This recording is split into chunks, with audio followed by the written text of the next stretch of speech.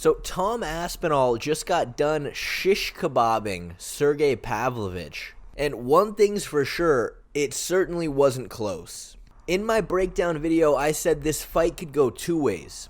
Either Sergey, using his insane hand speed and boxing combinations, is going to catch Tom coming in and get the knockout, or Tom is going to utilize his movement and his feints to keep Sergey at bay, minimizing damage, and then look to mix in kicks and takedowns and use his diverse skill set to beat Sergey. Now, Tom 100% utilized his movement, his feints, and his low kicks. But he decided to take it a step farther and go right into the fire and knock Sergey out. As we discussed in the breakdown video, Sergey, he has his things that he does really, really well. And at this point in his career, we didn't know if he's really diversified his game yet. Because he had his first fight in the UFC against Alistair Overeem, where Alistair exposed him a little bit. But then ever since then, he's knocked every single person he's fought out very quickly. Sergey, he has insane amount of hand speed, he's got great combinations and a lot of power. But at least offensively, I think what we saw in the fight against Tom Aspinall is that he doesn't have much else.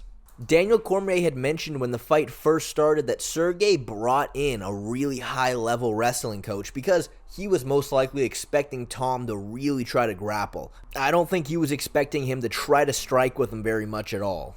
As soon as the fight started, Tom landed a hard calf kick right away. Sergey, I have never seen him attempt to check a leg kick ever. Typically, he has the speed advantage against any heavyweight he's fighting, so he loves to blitz in off the calf kick with punches. But against someone like Aspinall, with how quick he is and how he uses feints, it's very hard to read those kicks, and he landed it really cleanly.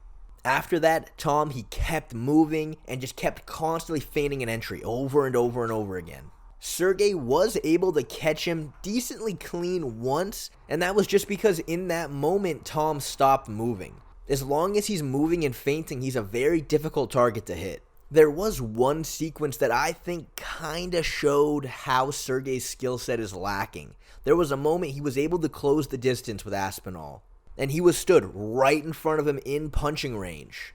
He tried to throw a combination, but Tom used really good head movement, but didn't move his lower body at all. Now, this is fine in boxing, but typically in mixed martial arts, you don't want to do that. But Tom knew that nothing other than punches was coming his way from Sergey. It was just that simple. If Sergey had really tried to slam a leg kick off of that combination, he could have really hurt Tom, but it's just not part of his skill set. He does not have that part of his game developed. Against everybody else he's fought, he hasn't needed that. And now getting to the ending sequence, like I said earlier, mixing in Tom's speed with how constantly he's feinting entries, it makes it very difficult to read when he's about to enter. So when he finally moved in with a jab to the body and a straight right upstairs, Sergey just got caught way too clean, and when you're getting hit by somebody like Tom, who is a 260-pound welterweight, it's game over, and that's for anybody in the division. So now that Tom is the interim champion, the UFC is in a bit of a weird spot because as far as I know,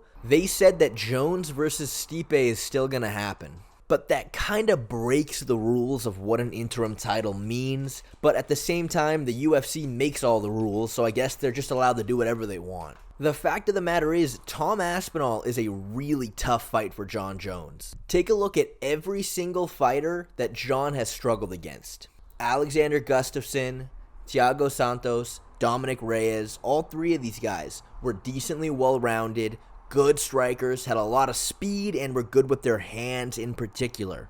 We all know Jon has struggled with boxers, and when you look at Alexander Gustafsson and Dominic Reyes in particular, they both, for one, were very tall and was able to match Jones' reach. They were also very quick, so they can get on the inside and use their boxing combinations. They were also well-rounded enough to make it really hard for Jon to take them down. With Thiago Santos, he was still a lot shorter than Jon, so Jon had a huge advantage using his reach.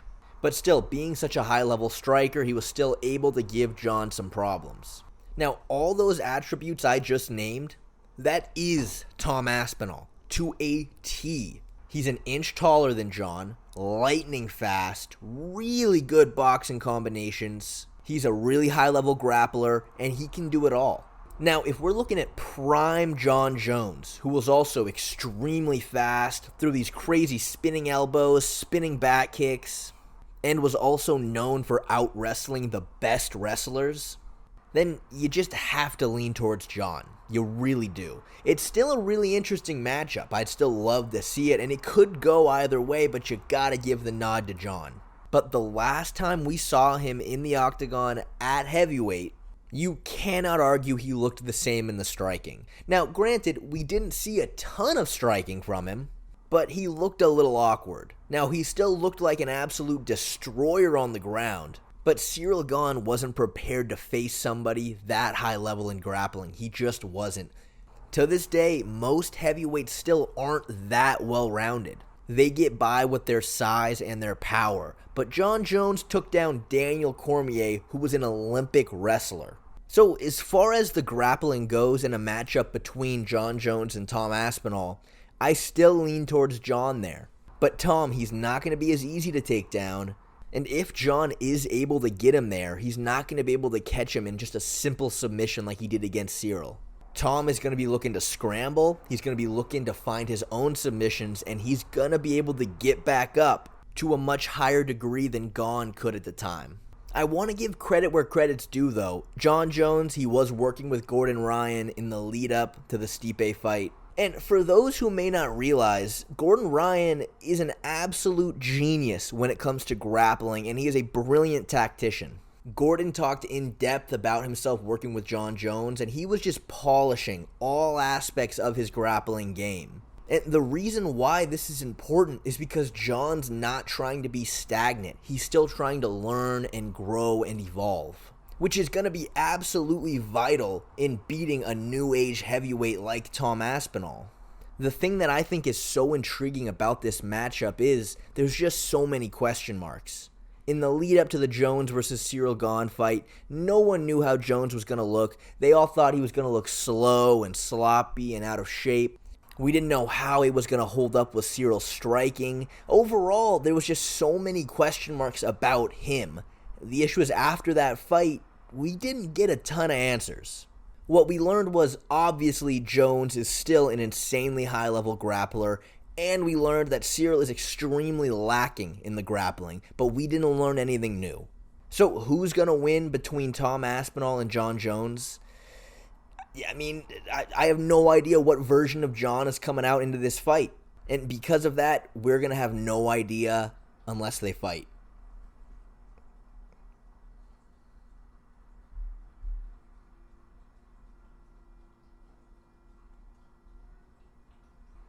Charles!